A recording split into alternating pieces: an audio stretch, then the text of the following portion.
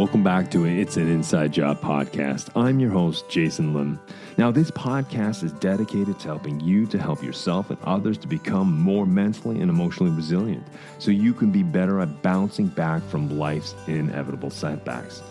Now, on It's an Inside Job, we decode the science and stories of resilience into practical advice, skills, and strategies that you can use to impact your life and those around you. Now, with that said, let's slip into the stream.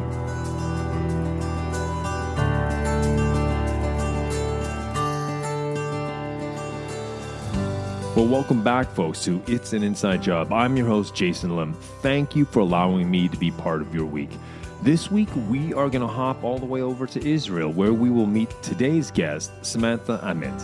Now, Samantha's mission as a leadership coach is to introduce mindfulness tools to corporate and organizational managers, aiming to empower teams, foster resilience, and encourage strategic thinking. Now, Samantha coaches in over 30 countries, experiencing alongside her clients the complexities and high demands that managers face daily.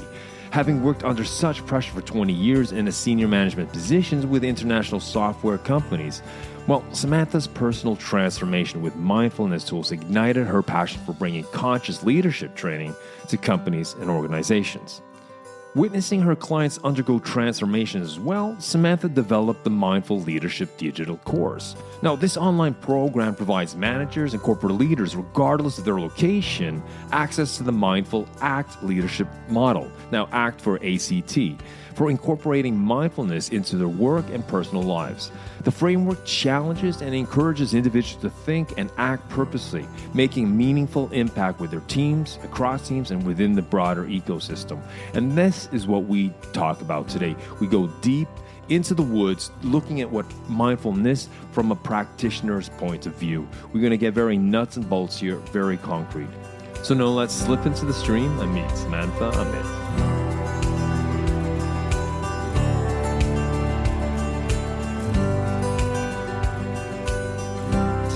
Samantha, welcome to the show. Thank you so much, Jason. I was wondering if we can kick off the conversation by you introducing who you are and what you do. So, hi everybody. Nice to meet you listening in. I'm Samantha Amit. I grew up in South Africa. I have been living in the Middle East. I live in Israel for the last 27 years. And I'm a leadership coach. I'm a mindfulness practitioner. And mindfulness forms a huge part of my work and of my life. I was wondering, maybe we could start there and understand what mindfulness is. Perhaps you could sort of operationally define it, how mindfulness shows up in your business and how you work when you work with organizations and leaderships or as a coach. Yeah, thanks for the question. So mindfulness has been defined by John Kabat-Zinn, who's one of my teachers and mentors, as present moment awareness purposely. Now, purposely is very important and non-judgmentally. And so it's really being awake in your life from moment to moment with purpose. So our brain tends to wander. We know from research that 50% of the time our brains are on automatic pilot and they wander around. And so mindfulness is a practice that we have to intentionally bring into our day and bring into our moment to be purposefully present. It's very much needed in leadership today. And so I have specific ways that I practice it that I'd love to share during our interview today. Yeah, sure. So dive a little deeper. What do you mean by purposely present? I know present in the here and now, but is it to actively be cognizant that right now I need to be present with myself with whatever's going on? Is that what you mean, or is it an extended definition? For sure, there's an extended definition. So with mindfulness, there's your inner experience, what's going on for you within. What's going on with you within is what's happening with my thoughts right now. Where's my mind? How are my emotions? What am I feeling right now? And what's going on in my body? The more we're aware of what's going on for us internally, I like to call it our internal landscape or the weather within, the more it can actually give us so much ability to be better as a leader, to show up better in our connections with our direct reports. And so mindfulness is, first of all, an inner experience of what's going on for me within, and for me to be able to pay attention to that. So it's that paying attention to what's going on within, but it doesn't stop there. It's also what's going on, like me noticing what's going on with you, and the outer experience as well. So the reason why I asked you is I noticed your hand going up while you were speaking to me, and I thought you were asking me to pause. So that's what made me ask before. What I love about mindfulness is that whenever you meet yourself, first of all, you meet something new, because energy is shifting all the time. Everything's changing, so you never meet the same thing. And it's been such a wonderful journey to unpack being more mindful in the moment, and coaching leaders to be more mindful. It grows actually courage, which is something that only recently I've really noticed, because a lot of the leaders that I'm coaching, I use mindfulness within the coaching sessions in order to actually kind of give them the experience, and then they start using it as well in their life. And so it builds courage, because if you stop for any moment into, let's say you drop into stillness, which is one of the mindfulness practices, it's like a meditation, you're going to notice your internal state. So you'll notice your thinking, you'll notice, maybe emotions or what's going on in your body. And some people don't like that. And so it's hard to stop and notice your thinking, especially if it's negative thinking. But it's the biggest actually gift we can give ourselves, because the minute we start noticing that, that's when we actually can self-correct, when we can self-regulate. And so for me, mindfulness is like ABC of life, of living. It's like truly being awake to life. And obviously you're not going to be mindful every moment, because our minds tend to drift. But the more we can access that, the more we can bring it into the present moment, then we really have more control over our life, because we're noticing what's going on within, and then we can choose in the moment and say, okay, what now?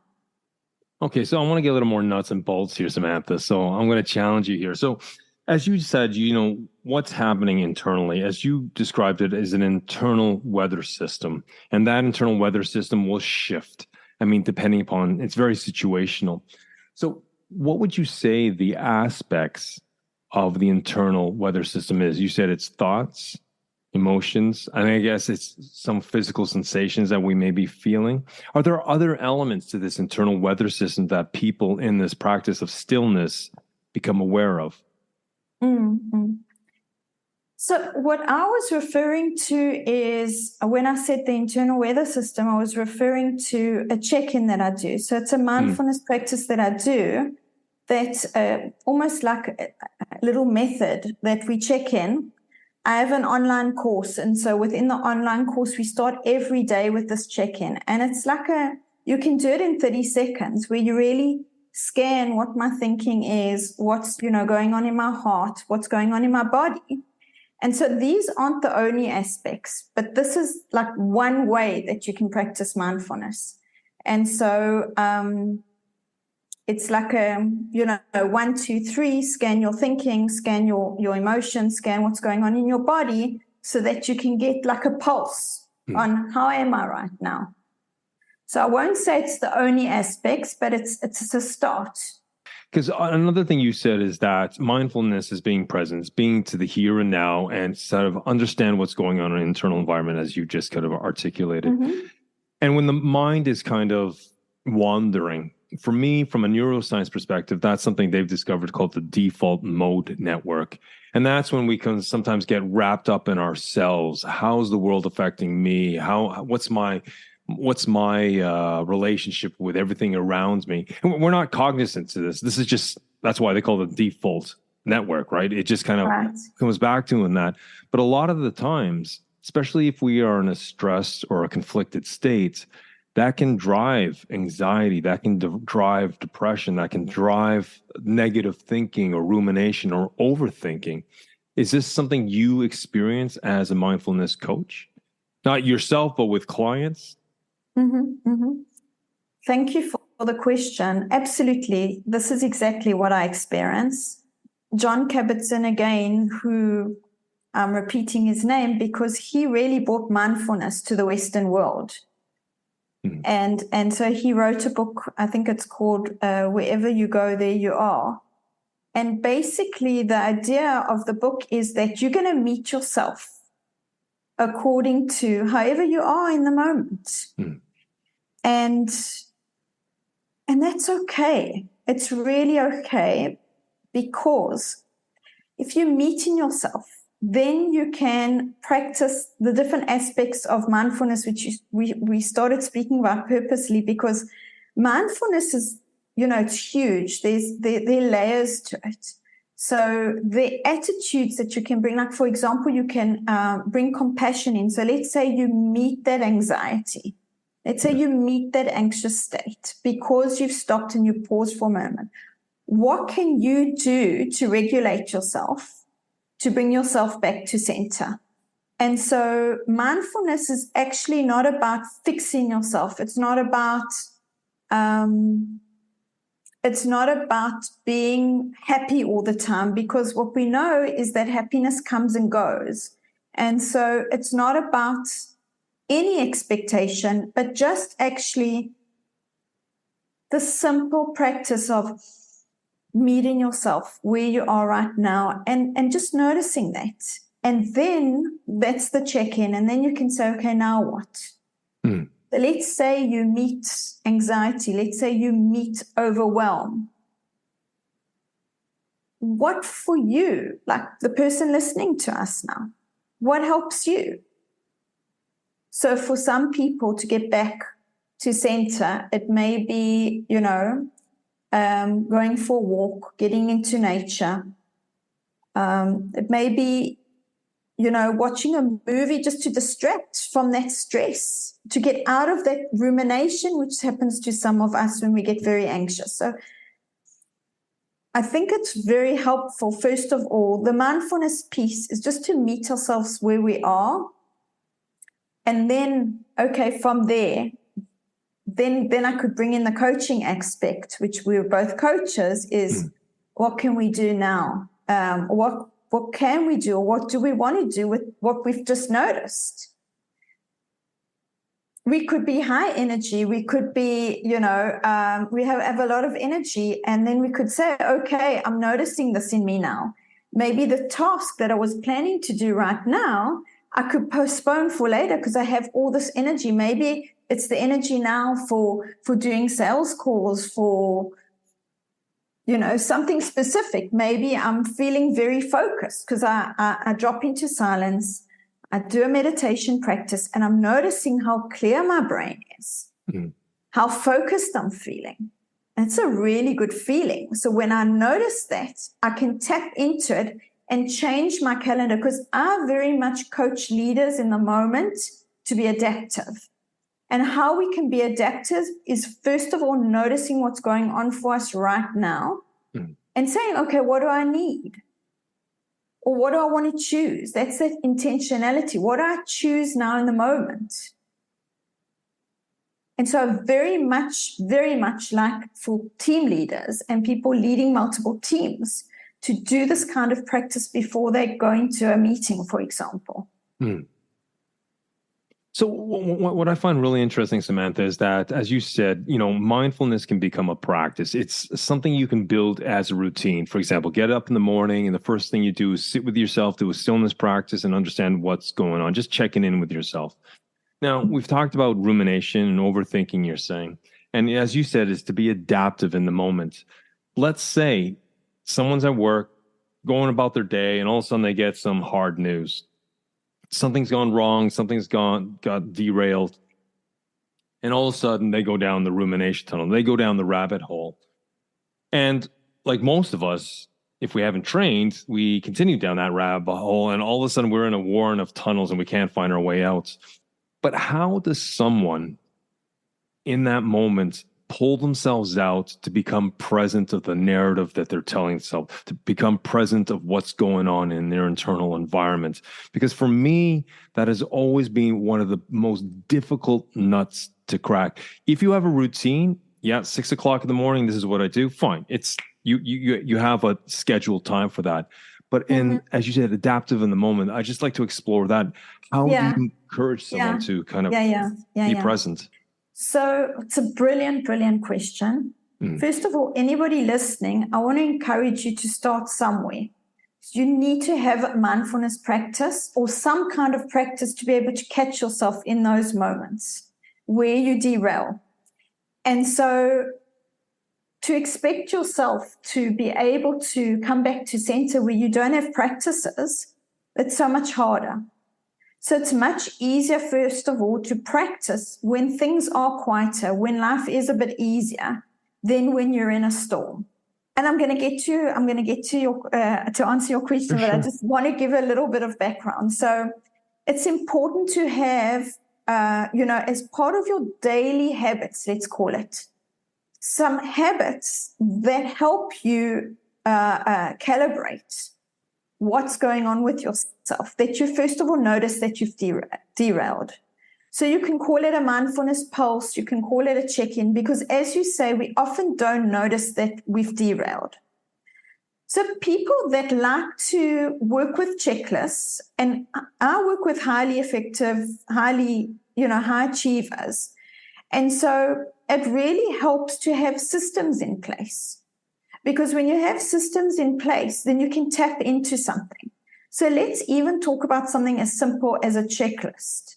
The minute you have a checklist, you can have a number of different ideas of what you can do when you have derailed.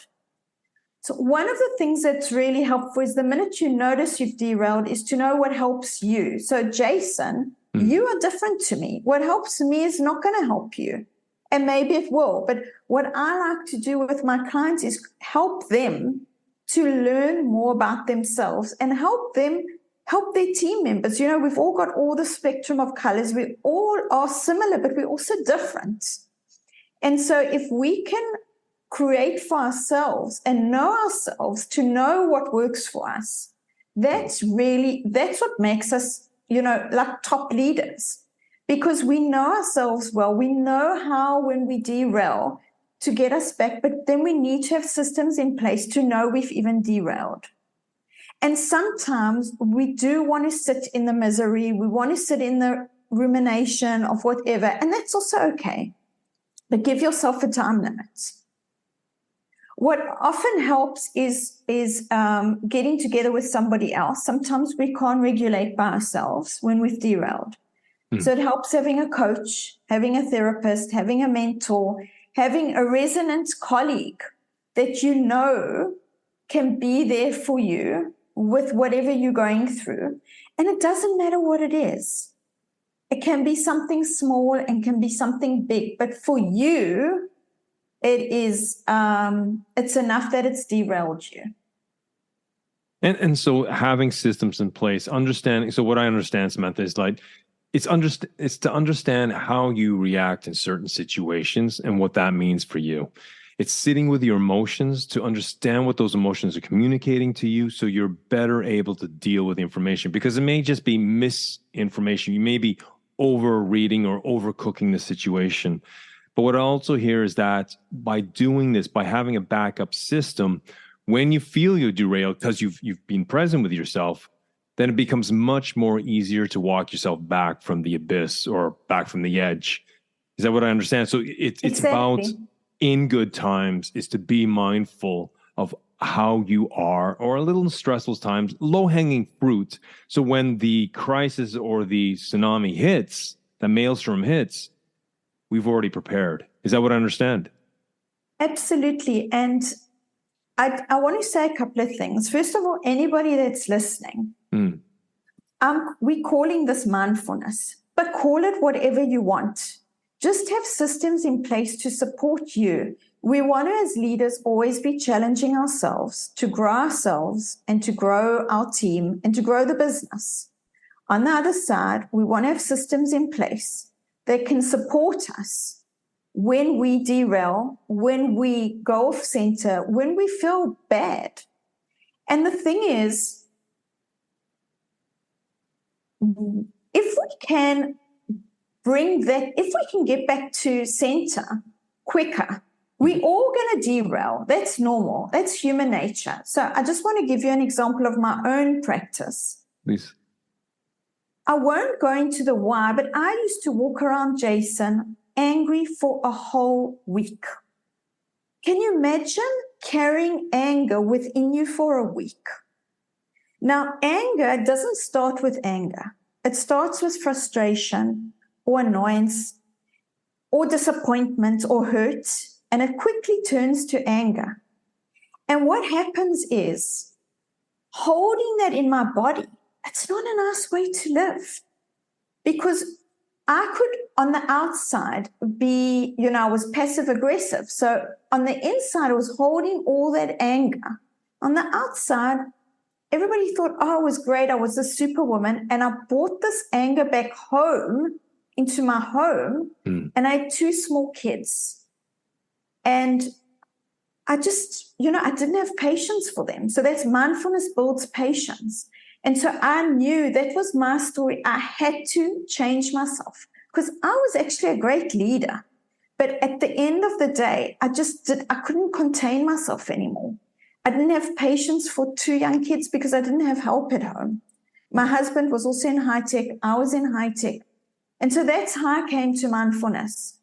And then, so I was in high tech in software for many years. And then eventually I realized how much, mindfulness has supported me. And I realized I need to make this change. So that's why I became a coach. I need to make this change to help others as well. And you know what? It doesn't matter whether you have anger for 3 hours. That's 3 hours that you're suffering. And so what if you can bring that down from 3 hours to 2 hours to 1 hour to half an hour? Anybody that's listening in that has a tendency to get angry, first of all, anger is a good emotion. We want to be angry. We want to have all the range of emotions. So when we are checking in with ourselves and we notice that we're angry, great, that's fantastic. And we can breathe into that and notice, okay, what's happened? Because when we're angry, we often are mindless. Like we are in that like, it's almost like being in the water, being in like almost like drowning. We don't even realize it.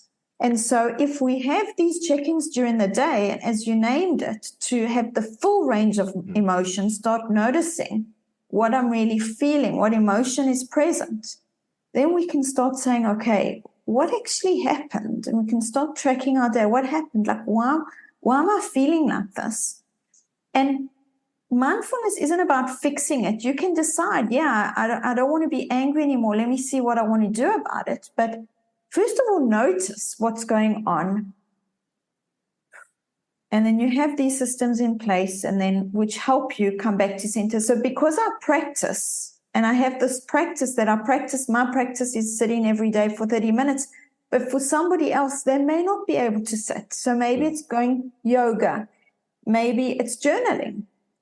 There's so many things you can do to notice what's going on, what's your internal state like, because the more you're aware of yourself, the more you manage better, the more you show up as a better leader, the more you can empower and encourage your team. Yeah, I just want to come back to the anger because I agree with you. Anger is a good emotion if used right. For any intense emotion, it's like trying to keep an intense weather system. That's not going to happen.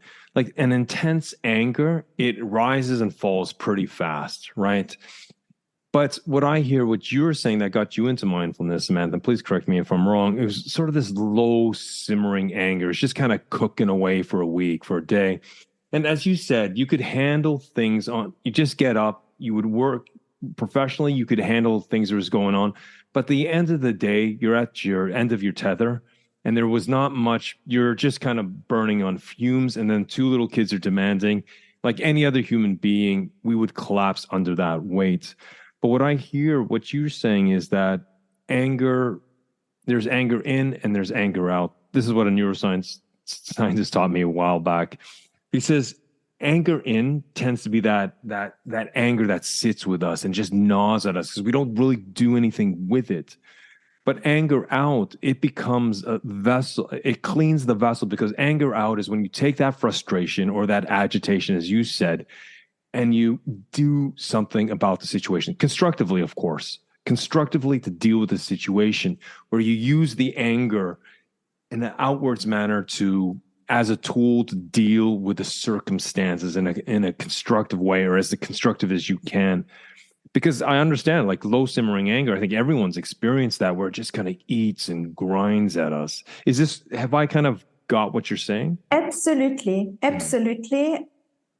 What I, fully agree with you is that we want to be able to have all the emotions, particularly anger, because anger can tell us that we're in conflict with something that's happened. It could be a relational, could be a task conflict. Hopefully, it's a task and not relational conflict. But so it really helps us to understand that we've been triggered. And so, again, the check-in to just notice, oh, I've been triggered. And then what? Now what? And I think that's very important what you said, because anger, as you said, if we get off center or if we get off kilter, just knowing that we're kind of starting to get agitated and irritated, if we have practiced this, if we've created these support systems, as you said, then these uncomfortable emotions actually become the trigger for us to address, like, okay, something I've derailed here, and I'll just continue derailing unless I deal with this. Yeah, and so I want to take the conversation actually into a new direction, because you've inspired me. Okay. What I want everybody to know on the call today is, if we all know what our values are and we live in our integrity by our values, many of the times you will be mindful just by practicing that, by living your values every day. Now, we don't want to come back to center. We want to use the anger when there's a situation that is not okay. So let's take an example. Let's say you're a manager and you're leading your team and something goes on in another team. Let's say somebody's speaking about one of your team members and is even being rudely, maybe even an email goes off. Blaming. Okay, there's blame, let's say, in the culture, and they're blaming one of your great team members. And a leader's role, first of all, is to back up and look after their team. That's their number one. And so if a leader actually does get triggered by that, that's really good, because it's normal. So you get triggered, you notice that immediately. And in that leader's role, they can use the anger to approach whoever wrote that email and say, that is not okay. And you use your tone and you tell them quite directly, that is not going to happen again. You have a problem, you come and speak to me. And so we want to use the anger. And if you don't live in your integrity, if you don't back up your team members, which is your number one role as a leader, you're not going to feel equanimity. You're not going to feel well-being, because you're going to not, be living in your integrity. You're not going to be using your strengths as a leader. I think it comes back to what you said. When you have an emotional, you can't stop emotions. Emotions just arise based upon what triggers you, and you can't stop it. So it arises. But I think what you said, Samantha, is that you need to be present. You need to notice what you're feeling and understand, okay, this is what I'm feeling. I think just in that in itself is just asking yourself that one simple question: what am I feeling right now? And then what's triggered this emotion? What that does, that puts you on top of the emotion. So instead of the emotions ruling you, you are ruling the emotions, because you're using those emotions as information to make more cognizant choices or decisions to constructively deal with a conflict, a situation, a conundrum, what have you.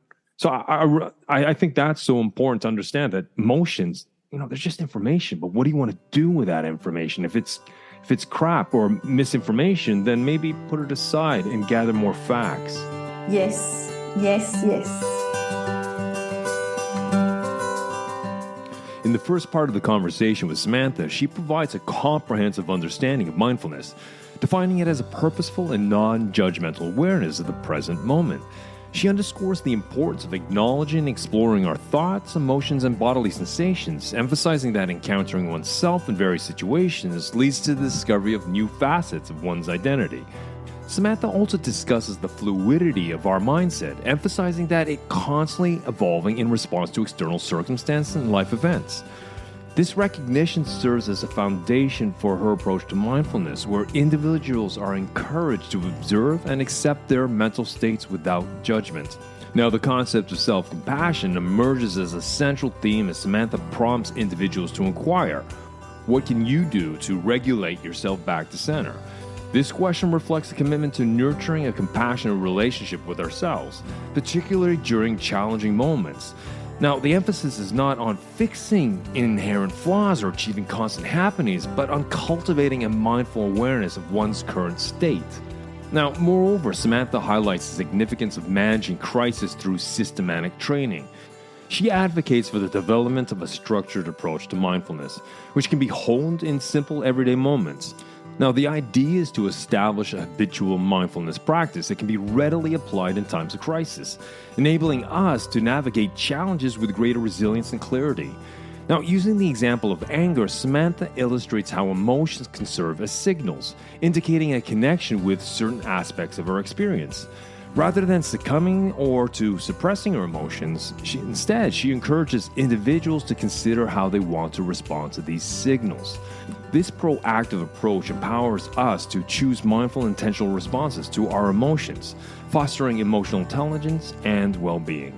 So now let's slip back into the stream in part 2 of my conversation with Samantha Amit.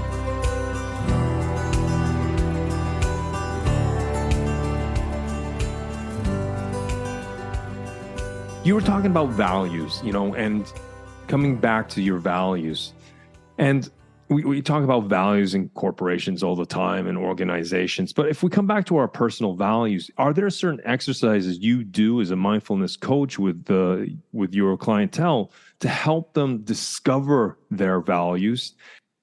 Yeah, thank you for the question. So there are a number of ways, there are a number of exercises that many coaches use. A classic exercise is to go and actually interview people that are really close to you, because they'll know you and they'll know what your top values are. So you can do that. What I like to do also when I'm in a coaching session with someone, you notice their values by their stories they tell. You notice, who has a value of support or who has a value of responsibility. And if there's somebody that's ambition, and we within ourselves, by the way, we have a conflict within our own value system. So somebody may have a value of ambition, but they may also have a value of family. And so those often come into conflict. And when you just check in, you notice that let's give a classic example. I have a call at the end of the day that all the senior managers are going to be on. Let's say it's at 7 p.m. That's dinner time. That's dinner time in our family. We try not to be on those calls. And so leaders have this all the time. I mean, we're living, everybody's working in cross teams. That I work with leaders in 30 different countries. They're all working in cross teams. Sometimes, 3 different continents, easily 3 to 5 different continents. And so time zones is a big issue, and that causes a lot of triggers. Know what your top values are. Know that we get triggered ourselves, no one else on the outside. We get triggered by our own values because I'm ambitious. I want to be on that call. It's a chance for me to show up as a leader, to contribute. Maybe that's important for me to contribute. And at the same time, maybe, I have a family dinner. Maybe it's even, I don't know, an occasion, a birthday of somebody. How can I miss that? And so you have this whole internal struggle going on. And so you breathe, you notice what's going on. Then you need to choose. You need to choose, okay, am I going to be on that call or am I going to show up, at the birthday party? Sometimes you can't do both. And so mindfulness is about being present with that inner struggle and also knowing that you can choose. And then as a coach, what I encourage, the leaders that I'm coaching is to be okay with your choice. Because can you imagine that you choose to show up, let's say on the meeting, and then you feel really bad about not being at the birthday party? It's okay also to feel bad and to bring compassion into that. But it's difficult. It's difficult to be human. So never mind what's going on with everybody else. A lot of the stuff comes from within us. It comes full circle. It's about mindfulness, being present, noticing what you're feeling, because I think the clash of values is a thing that constantly comes up in a complex life. Sometimes when I'm working with managers and they need to give feedback, like hard feedback to an employee or maybe to a colleague across the department, right, that they're sitting at the same level, is that they may have a clash. They want to be honest, but at the same time, they want to be benevolent.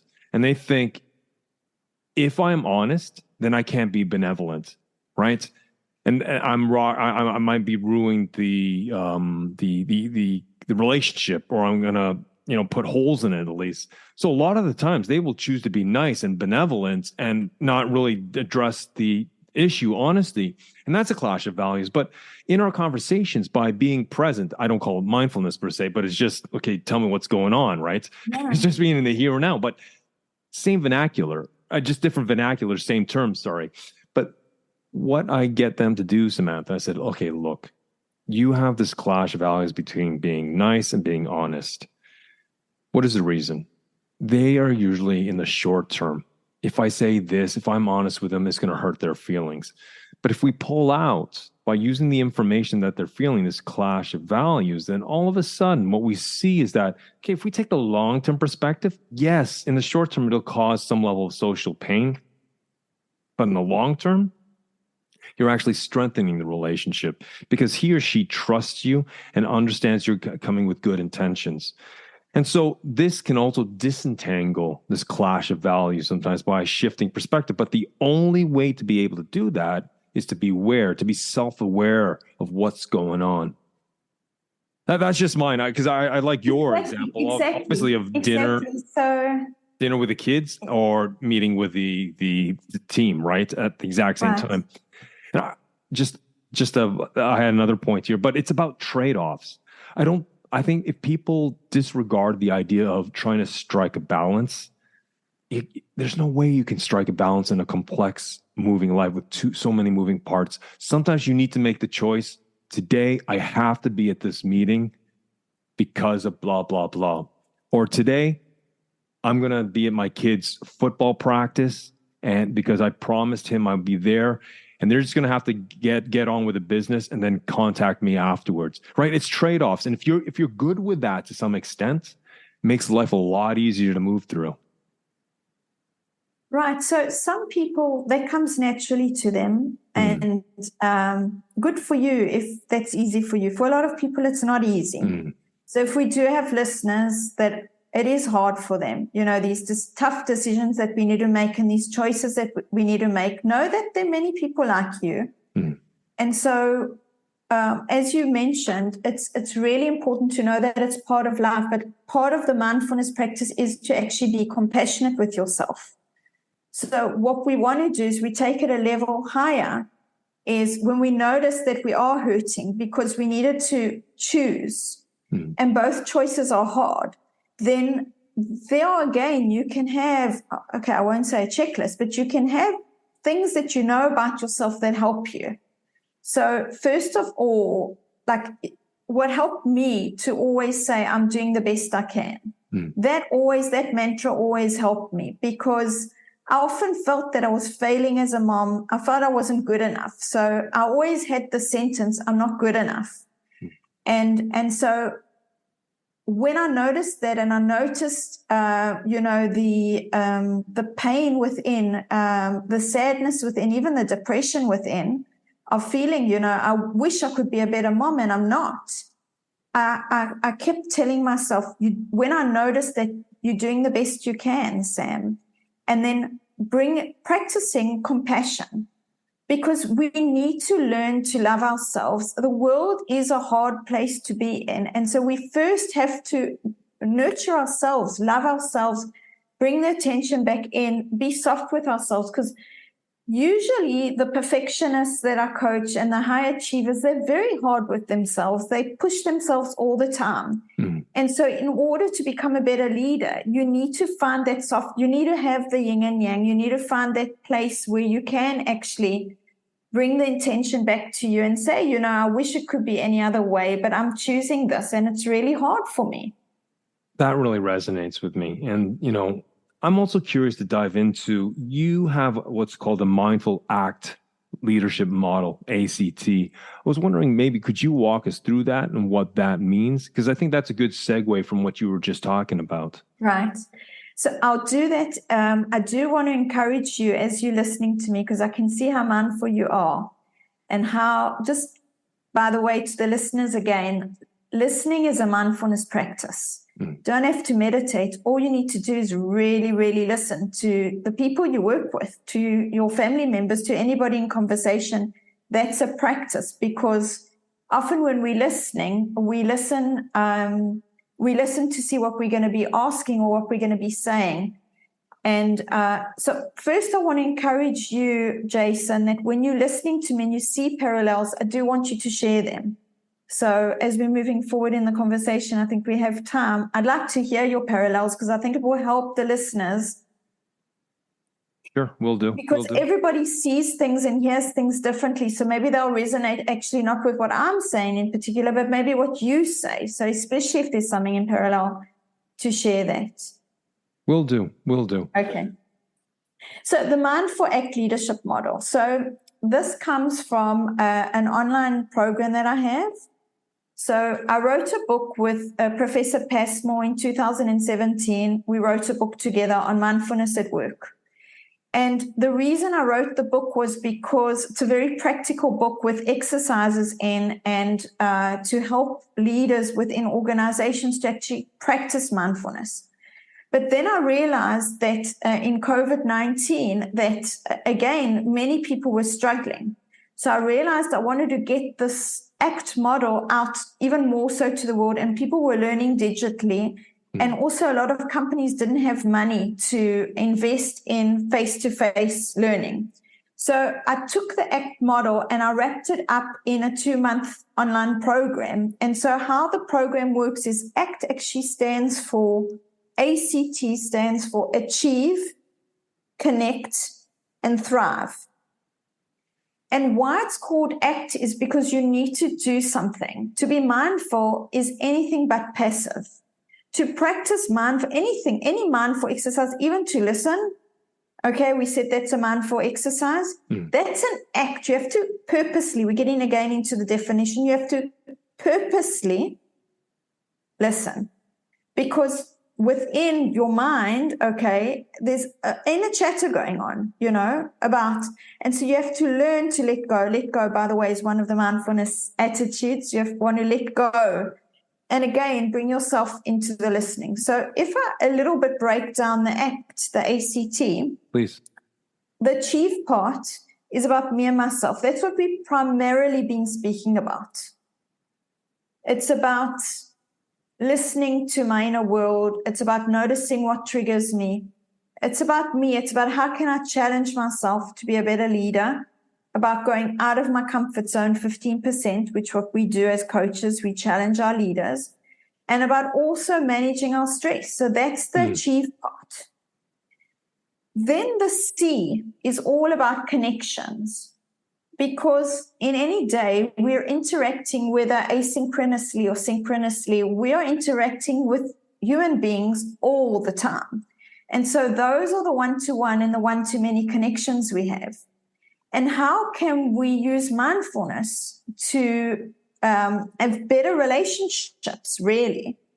And one-to-one and one-to-many. So it's me and my team. Yeah. And it's me and my relationships with my direct reports. And I'm just going to give one more thing and then we'll go in. And then the T is the hardest part. That's the thrive.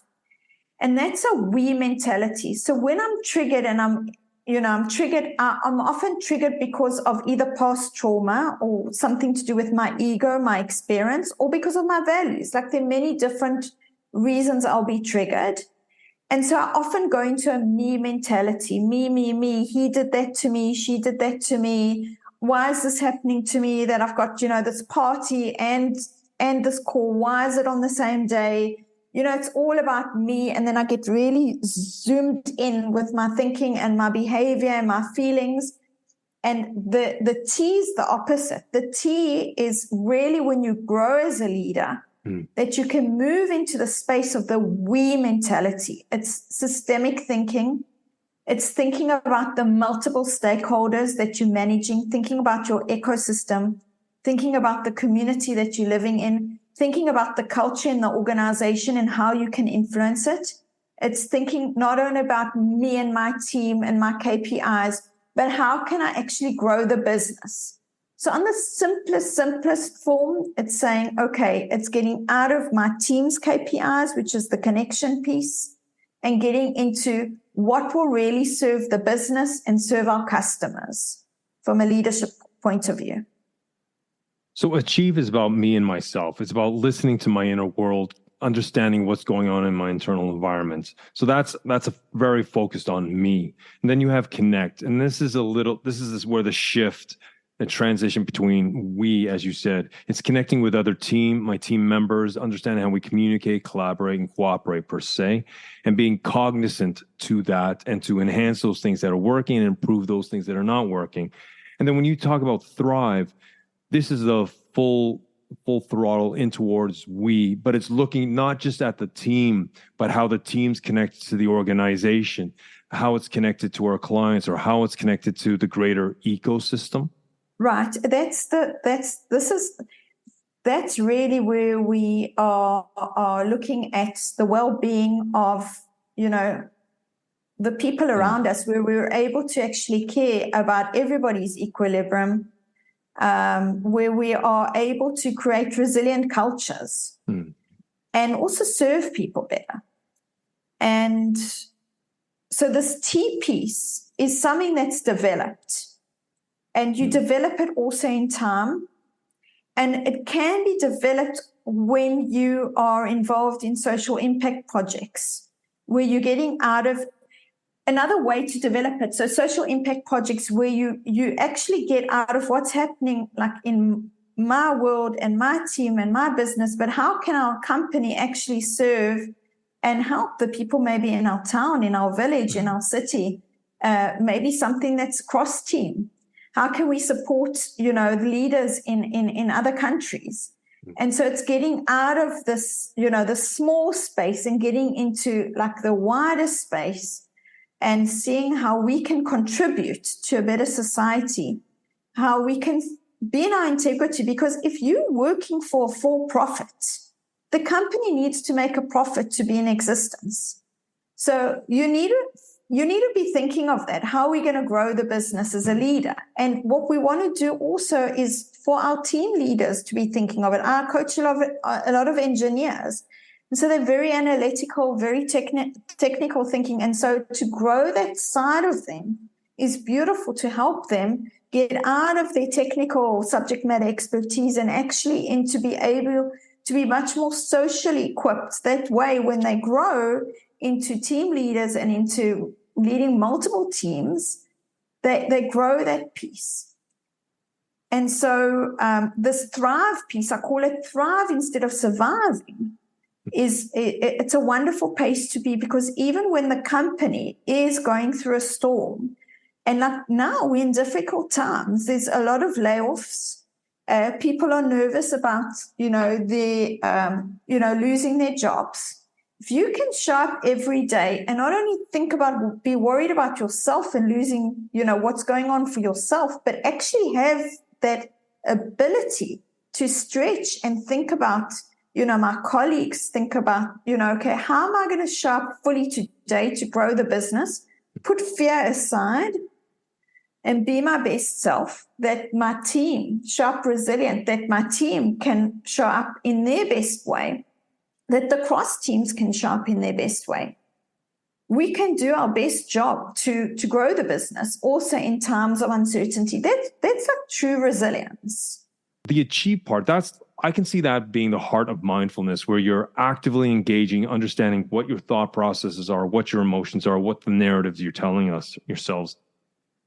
But in the coaching sense, when you're working with Connect and Thrive, Samantha, is that obviously it's mindfulness, but it's not sitting in a quiet room for 30 minutes, what I understand, but it sounds like it's an active and engaging conversation, how to create the better context of connection and thriving. I'll give you a couple of things I do with with the people I coach. Mm-hmm. And these same team leaders do it also within their team meetings. But maybe before I go there, I do want to comment on something that you said that's really important. Please. To be okay with the discomfort. And then I'm going to go with the second question. So it's so important today for us to be okay with discomfort, because that's actually being resilient. There are always going to be emotional storms, physical storms of all different kinds. And so we definitely need to learn ways to cope better. Things have always been challenging throughout time. Mm. And if anything, they're going to get more complicated now with generative AI coming in. People are all trying to hop on and learn and everything. But so we don't know what's coming. And actually, if we can embrace this uncertainty, it's the biggest gift we can give ourselves. And in a way, you practice that when you practice a mindful check-in, because when you stop for 30 seconds, you don't know who you're going to meet until you sit in silence, or if you want to walk in silence, you walk slowly. You can do mindfulness walking. I have that on my YouTube channel as well. And then you can walk slowly. If you can't sit still, a lot of us can't sit still. You walk, but when you walk, you get in touch with what's going on within me. And when you're brave enough to actually do that, you become brave enough to actually weather any storm on the outside, because we have to. We don't have a choice, actually. Just to challenge you, as you said, it's to be with yourself and to meet yourself and to see who that person is. But some people can get so trapped up in the rumination and the overthinking and the anxiety-ridden thoughts that to use mindfulness as a practice can actually be a slippery slope into the abyss instead of pulling it out. So I guess there are certain times where you will need a mindfulness practitioner, such as yourself, who's very skilled, to help them walk through it. Because sometimes, from my experience, I used to work with trauma. Sometimes I know that some people don't want to go where their thoughts go. How do you see that in what you were just saying, explaining to me? Right. Yeah, that's a brilliant question. And it's really important for those people that are listening to understand where they're at. Mm-hmm. So I'm a mindfulness-based stress reduction practitioner, MBSR. I recommend anybody that's listening to do an MBSR course. It's an 8-week course. Again, it's what John Kabat-Zinn, created. And you can do these online. If you can do them in person, much better to do it in person. This is an 8-week course. And then how that helps is you start practicing mindfulness every day. So you practice mindfulness every day during the course, and then you meet once a week. And so you have a system in place. You have a structure to learn to practice mindfulness, to meet yourself. There's another slight variation of it called mindfulness-based cognitive therapy, where you have therapists that are actually trained in mindfulness-based cognitive therapy. And again, if you are in a situation that you can't stop for 30 seconds to meet yourself, probably you need help of some outside, either a coach or a therapist. Mm. So definitely, we don't need to suffer. if you need help, find somebody that can help you. Really, that's what I decided. I'd suffered enough. I didn't want to suffer anymore. And now that's why I moved into coaching, because I wanted to help people prevent suffering by having tools in place. So to answer your question, it's very hard when you are ruminating on an ongoing basis to all of a sudden embrace mindfulness. You definitely need some kind of probably a therapist, a trained therapist, to help you to find ways to actually get out of that rumination. Because what we want to do when you're ruminating, it's like, those old records that you used to have and they get stuck. That's what happens when we ruminate. And so you get stuck in the same place. So if you notice your thinking, and it happens to me, I'll give you an example of when it happens to me. I can watch a bad movie and I wake up the next day and I actually notice my thoughts thinking about the movie the whole time. Sometimes it's also a good movie, by the way, and I just notice myself ruminating about a good movie.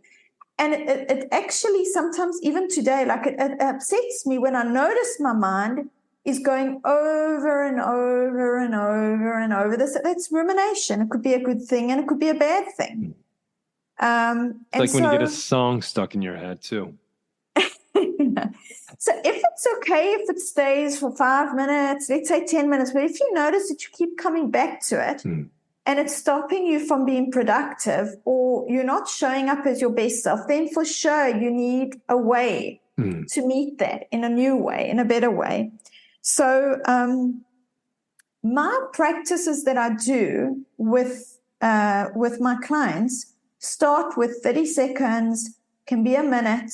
And so it's much easier. Like if you're going to train for a marathon, you can't all of a sudden run a half marathon or run the 40 kilometers. You start where you're at.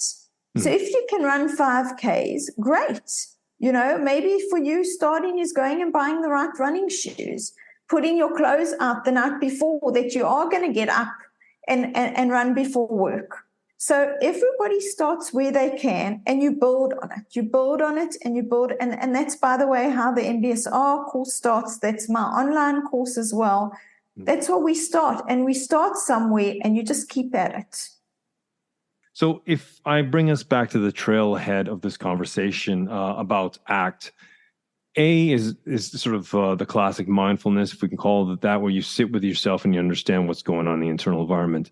But C and T, connect and thrive, these are more active conversations with you, where you ask them questions to be more present, but they try to understand sort of as they move and migrate more into the the we territory. Yes, exactly. Okay.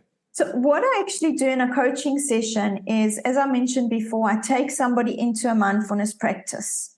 So I ground them. I ask them, a lot of them love it. Okay. I had one client in the past that actually it wasn't for him, but most of my clients actually ask for it. And I don't do it like, let's say, at the beginning of the call or at the end of the call. It comes up naturally.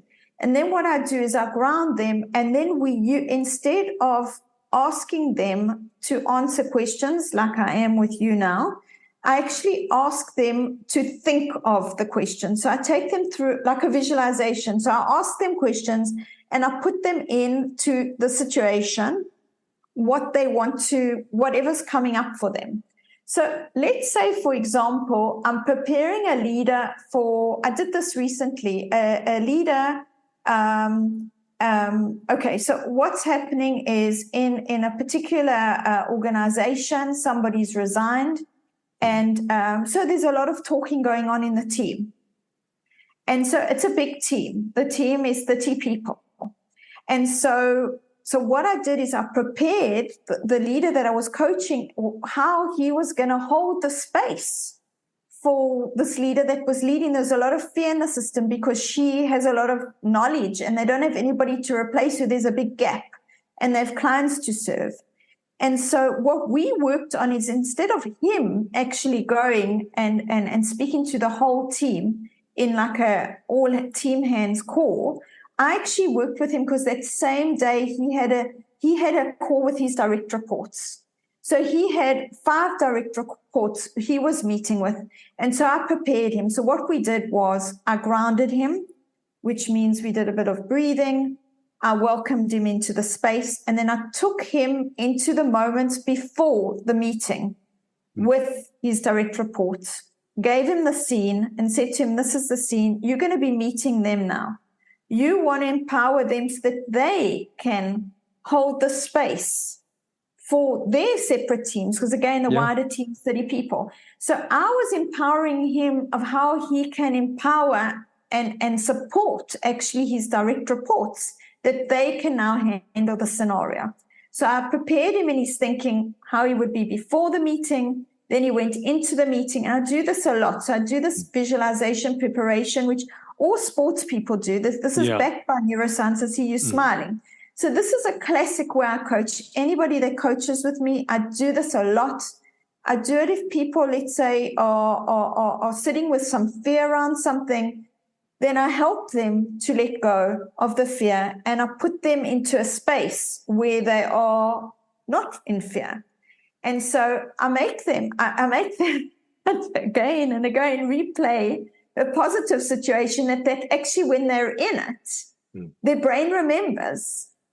And so I really prepare. That's how I coach leaders. I prepare them to empower their teams, to support their teams when there is fear, and also to move into this, out of this just me and my team space, into what does the organization need for us? And so when I'm coaching the leader, I'm not just coaching the leader. I'm thinking about his one-on-ones, his teams. I'm thinking of the business. And so I'm holding that act frame of all the 3 spheres at the same time. And I'm also challenging the leader that I'm coaching to do the same. So they learn to hold all 3 spheres.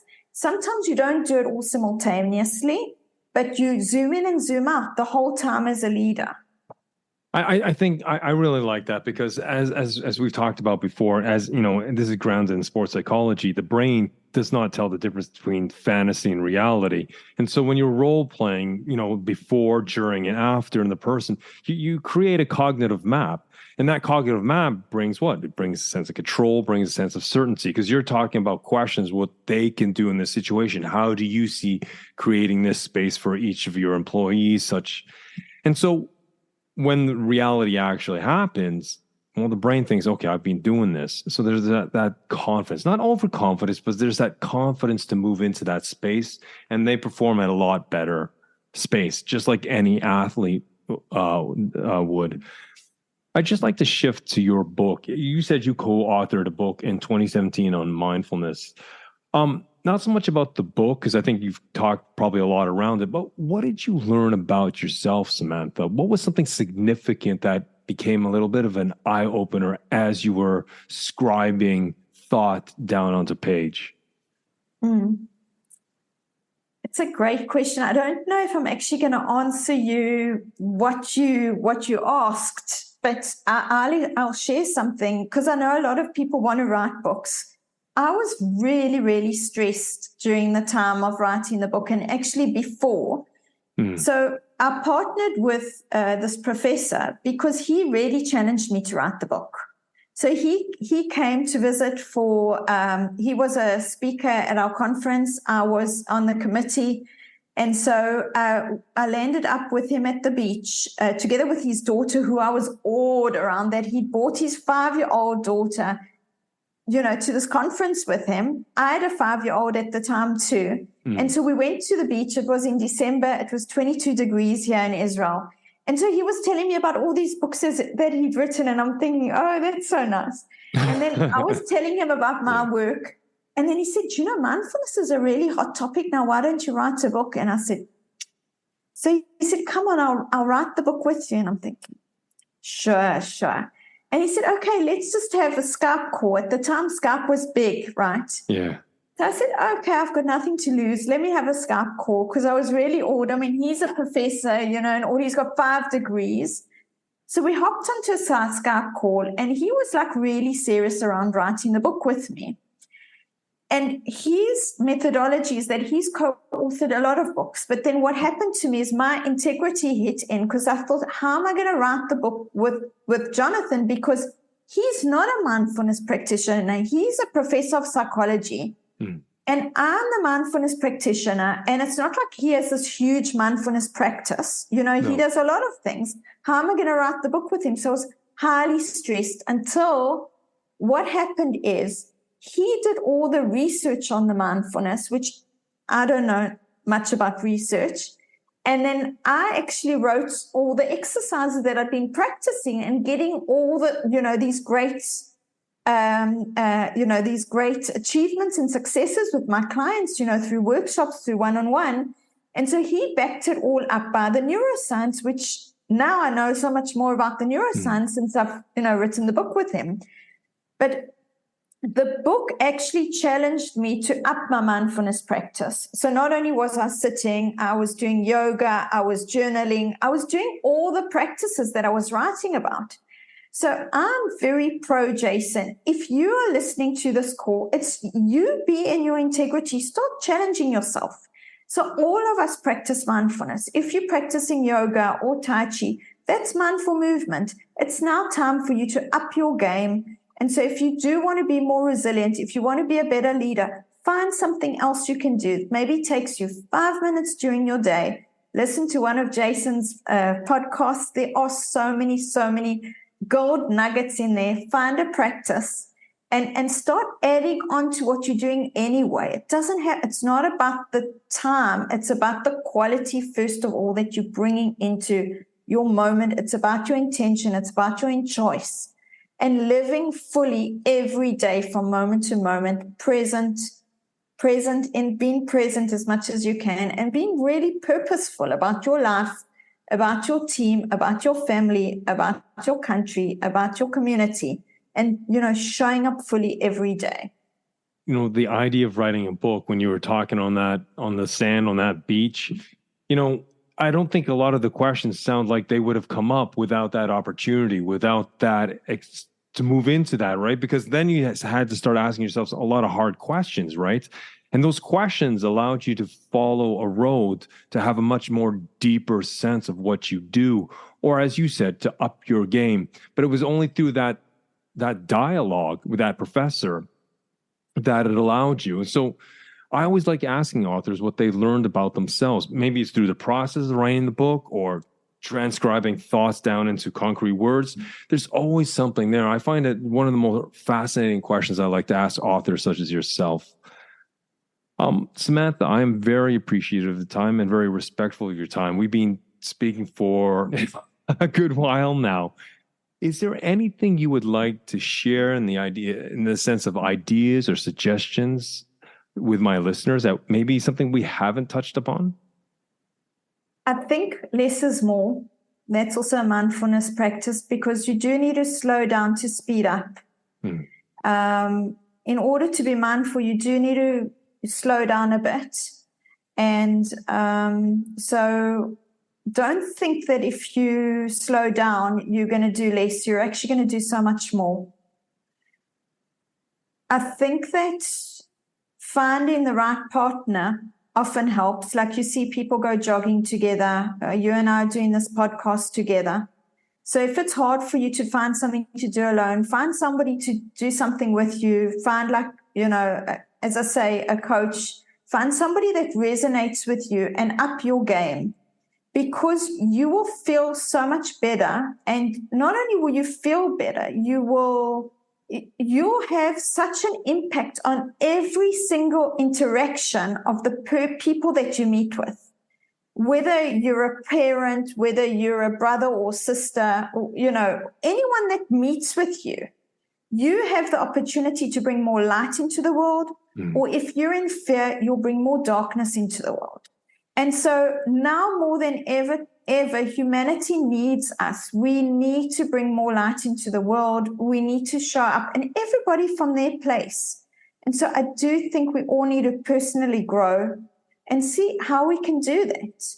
And it can be 30-second exercise, minute exercise, but don't stop there. Then, increase that. and just don't stop. Just, see how you can, shine more light. I like that. Shine more light, because we need that right now. Samantha, Amit, thank you very much for joining me on It's an Inside Job today. It was a brilliant and eye-opening discussion. I want to acknowledge you for all the work you're doing.